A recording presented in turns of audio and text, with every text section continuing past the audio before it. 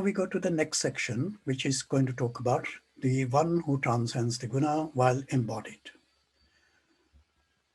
When the seer beholds no other agent other than the gunas, knows him who is higher than the gunas, and he then attains to my being. Now you can see the scheme here. You can see the logic which Bhagwan is pointing out to Arjun.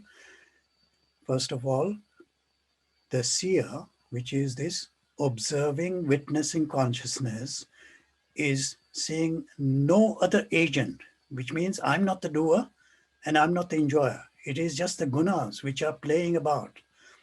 And when I am identified with the knower of these gunas, in other words, the knower of the field, who is higher than the gunas, then he attains to my being.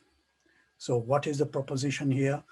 Get out of the gunas, go into the witness consciousness, and then from there attain the highest, which is the Lord himself.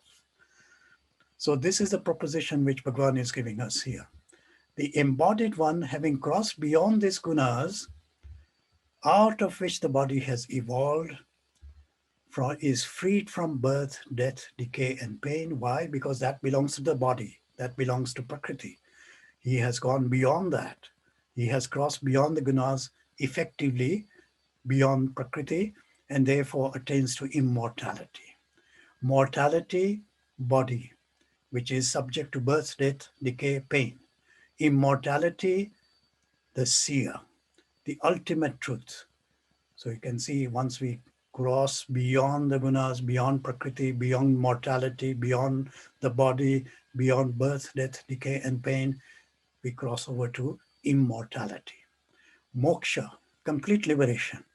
This is now again what Bhagwan is pointing out, this supreme knowledge, wonderfully put here by Bhagwan in such a way that, it is so good to see how this is related to what we've been talking about before, but it gives us a different insight in terms of our experiences moment to moment.